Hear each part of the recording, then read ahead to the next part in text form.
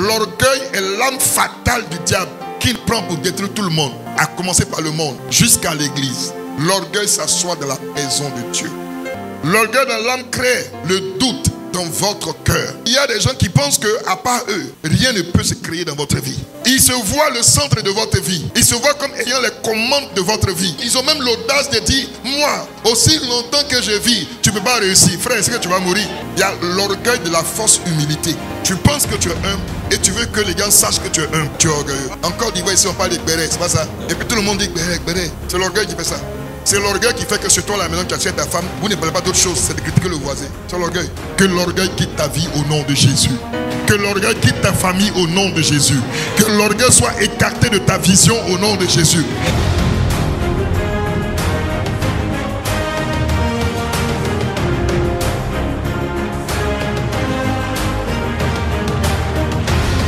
Bien-aimé, je souhaite que tu prospères à tous égards et sois en bonne santé, comme prospère l'état de ton âme. Ta prospérité apparente est le résultat de ta prospérité intérieure. Jean est en train de dire que ta santé provient de la santé de ton âme. Si ton âme est en mauvaise santé, il va sans dire que tu seras toi-même en mauvaise santé. Parce que ce qui est apparent n'est pas ce qui est dominateur dans l'existence de l'homme. C'est ce qu'on ne voit pas, c'est ce qui est caché qui le fait. La prospérité de Dieu, elle pousse de l'intérieur et elle embellit l'extérieur. Et l'âme, qui est notre sujet d'étude ce matin, c'est le siège de l'activité psychique et des états de conscience de quelqu'un. L'ensemble des dispositions intellectuelles, morales, affectives qui forment son individualité. En un mot, l'âme, c'est son moi profond. Notre âme prospère parce qu'elle est connectée au Saint-Esprit.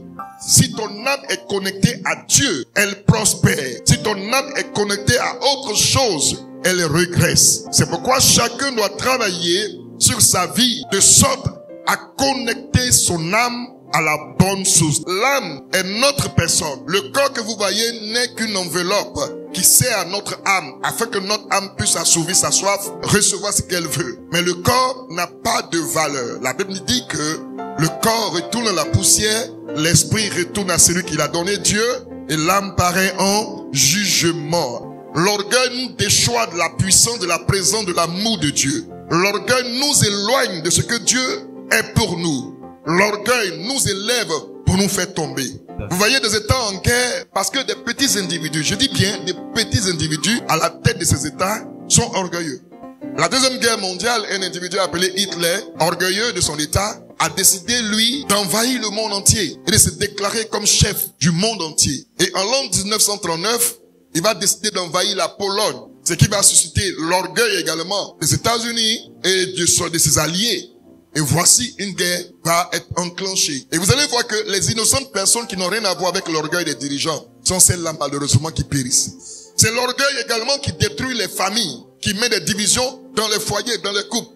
L'orgueil met des divisions partout. L'orgueil est l'arme fatale du diable qu'il prend pour détruire tout le monde, à commencer par le monde, jusqu'à l'église. L'orgueil s'assoit dans la maison de Dieu. Le premier danger de l'orgueil dans l'âme crée le doute dans votre cœur. Vous savez, l'âme, c'est le siège de nos pensées, de nos émotions, de nos connaissances, de nos souvenirs. Dieu donne une recommandation à Adam. Mangez de tous les arbres du jardin, ne touchez pas à l'arbre de la connaissance du bien et du mal. Le jour où vous en mangerez, vous mourrez. Un ordre est donné. Il y avait des millions d'arbres dans le jardin. Adam n'avait même pas encore goûté tous les arbres du jardin. Et un jour, Ève, dans sa promenade, va passer vers l'arbre de la connaissance du bien et du mal. Satan va influencer le serpent, qui lui dira, selon l'histoire, Dieu a-t-il réellement dit que vous ne mangerez pas de cet arbre? Et elle répond au serpent, Dieu a dit, nous mangeons de tous les arbres du jardin, sauf celui-là, car le jour où nous mangerons de cet arbre, nous mourrons certainement. Et le serpent de répliquer, Dieu sait que le jour où vous mangerez de cet arbre, vos yeux s'ouvriront et vous serez comme lui. Regardez la phrase, vous serez comme lui. Le problème de l'orgueil, c'est lorsqu'on veut être forcément comme les autres. Toute personne qui naît sur cette terre des hommes a été d'abord un esprit, une pensée de Dieu. Yes. Donc Dieu t'a pensé et il a cherché où il va te faire naître. Et il a trouvé un homme, une femme. Souvent même des personnes qui dans la société ne représentent rien. Mais le plan de Dieu pour toi est grand. Et il gens qu'on ne considère pas dans la société. Et tu nais du mariage de ces deux personnes. Parce que en toi, il y a un plan divin. Maintenant, lorsque toi, tu veux ressembler forcément à ton voisin, tu empêches le plan que Dieu a établi pour toi de s'accomplir. On paie beaucoup lorsqu'on veut ressembler aux autres. Or, vous savez que peu importe tout ce que tu vas faire, tu ne pourras jamais ressembler à l'original. Donc pourquoi te fatiguer à vouloir ressembler à quelqu'un à qui tu ne pourras jamais ressembler? Si tu avais conscience que Dieu t'a fait à son image et à sa ressemblance, tu ne serais pas en train de chercher à ressembler à quelqu'un de mortel. L'orgueil a suscité la déchéance de l'humanité. L'orgueil a suscité la misère de l'homme à cause du fait que des gens qui ressemblaient déjà à Dieu voulaient ressembler à Dieu. Le doute ouvre la porte au complexe. Il y a des gens qui ont un complexe de supériorité, mais il y en a d'autres qui ont un complexe d'infériorité. Le doute qui crée le complexe de supériorité nourrit son ego. On dit moi, c'est moi qui dois avoir cette place. C'est moi qui dois être sur ce terrain. C'est moi qui dois être sur ce chantier. C'est moi qui dois. Si je ne peux pas, personne d'autre ne peut le faire. Il y a des gens qui pensent que, à part eux, rien ne peut se créer dans votre vie. Ils se voient le centre de votre vie. Ils se voient comme ayant les commandes de votre vie. Ils ont même l'audace de dire, moi, aussi longtemps que je vis, tu peux pas réussir. Frère, est-ce que tu vas mourir? Il y a certains, c'est le complexe d'infériorité. En fait, c'est de l'orgueil. Il y a l'orgueil de la fausse humilité. Tu penses que tu es humble et tu veux que les gens sachent que tu es humble. Tu es orgueilleux. Dès que la pensée de la promotion de ton humilité te gagne, tu es orgueilleux. Donc, le complexe d'infériorité de certains, c'est que c'est des gens, quand ils voient les autres, ils se disent, ils sont bien, oh, lui, elle est bon. Donc, du coup, ils se voient petits. Ça veut dire celui-là, si Dieu l'élève au niveau du gars, il va minimiser les gens. Donc, son complexe d'infériorité est de l'orgueil maquillé. Ce complexe-là vient du doute de ta personne. Vient de ce que tu ignores qui tu es. Tu ne sais même pas pourquoi tu existes. Tu ne sais même pas pourquoi tu vis, alors que tu vis parce que Dieu a voulu mettre un plan en œuvre sur la terre. C'est pourquoi il a donné ton existence. Encore d'Ivoire, ici on parle de Gbéré, c'est pas ça? Et puis tout le monde dit Gbéré. C'est l'orgueil qui fait ça. C'est l'orgueil qui fait que sur toi, à la maison, tu as tué ta femme. Vous ne parlez pas d'autre chose, c'est de critiquer le voisin. C'est l'orgueil. C'est l'orgueil qui fait que vous êtes toujours en train de dire, est-ce que tu vois les voisins là? Ils n'éduquent même pas bien leur enfant. L'enfant est bizarre comme ça. Tu es en train de dire que toi, tu éduques bien ton enfant. Tu es orgueilleux. Toutefois que l'orgueilleux calomnie quelqu'un, Dieu prend sa bénédiction pour donner à celui qui l'a calomnié. Deuxième danger de l'orgueil dans l'âme. L'orgueil dans l'âme détruit votre miséricorde. Si vous perdez la miséricorde, vous perdez Dieu. Je vous dis que celui qui répudie sa femme sauf pour infidélité et qui en épouse une autre commet un adultère. Le problème des gens qui vont au divorce, c'est parce qu'ils sont orgueilleux. Le mot infidélité ici, qui est touché ici, vient du grec pornéa, qui lui-même vient du mot porné, qui signifie prostitution. Dieu est en train de parler ici de l'infidélité, pas l'infidélité de l'homme envers sa femme ou de la femme envers l'homme, mais de l'infidélité envers Dieu. En fait, ce mot-là est dit en hébreu. Ce mot porné-là est dit en hébreu zana, qui signifie prostitution. Les gens qui sont prostitués, qui sont allés vers d'autres dieux. Il est dit en Osée 4, verset 15. Si tu te livres à la prostitution, ô Israël, que Juda ne se rende pas coupable. N'allez pas à Gilgal. Ne montez pas à Beth-Aven. Ne jurez pas. L'Éternel est vivant. Alors Dieu dit, quand son peuple se détourne de sa voie, et se livre vers d'autres dieux, pour aller adorer d'autres dieux, Dieu dit ce peuple-là est infidèle. Le mot ici transcrit en hébreu, infidèle, dans le livre de Osée, s'appelle en hébreu zana. C'est le même verbe, le même mot qui est transcrit dans les évangiles qui est appelé infidélité, qui est appelé pornéa. C'est l'infidélité envers Dieu. Ça veut dire quoi? Avec ton mari, vous êtes des chrétiens, vous honorez le Seigneur. C'est vrai, on ne fait pas la culture de l'infidélité. Mais s'il est arrivé que ton mari t'a trompé, s'il est arrivé que ta femme t'a trompé, Dieu dit il faut exercer la miséricorde. Il faut pardonner la personne pour l'aider à se reprendre. Ça veut dire quoi la miséricorde? La miséricorde, c'est la corde qui fait sortir de la misère. Parce que la définition étymologique de la miséricorde, c'est un état de misère. Donc miséricorde, c'est la corde qui fait sortir de la misère. Nous étions tous dans un état de misère. Et Dieu nous a tendu sa corde pour nous faire sortir de la misère, pour que nous ayons son cœur et nous soyons délivrés. Que ton mari t'ait trompé ou que ta femme t'ait trompé, tu dois prier pour lui, l'aider à sortir de cette faiblesse, de sortir de la misère. Là, le divorce n'est pas la décision de Dieu. L'infidélité dont il est question ici, c'est l'infidélité envers Dieu. Ça veut dire que vous êtes mariés dans le Seigneur. Et un matin, ton mari se lève, il dit Jésus, il n'a rien vu dedans, comme quelqu'un a fait encore du ici. Maintenant, lui, il est gamite, il est devenu féticheur, il est devenu sorcier, il est devenu franc-maçon, il est devenu bouddhiste.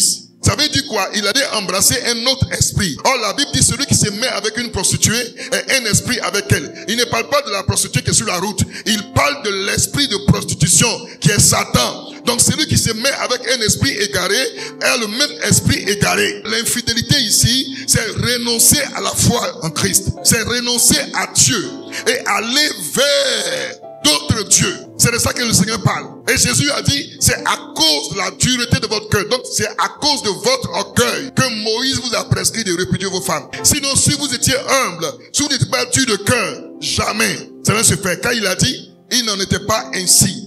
Que donc personne ne sait pas ce que Dieu a uni. Quand la miséricorde n'est plus dans ton cœur, tu es déconnecté de Dieu. Et c'est pourquoi beaucoup divorcent, se remarient, divorcent, se remarient, divorcent, se remarient. Ils trouvent toujours des arguments. Souvent, mais c'est même pas comme ils le pensent. C'est autre chose. Elle est trop colérique, je divorce. Elle me respecte pas, je divorce. Elle aussi a dit, il prend pas soin de moi, je divorce. Je divorce. Écoutez bien. Très souvent, les gens qui divorcent là, c'est parce qu'ils ont donné un plan B.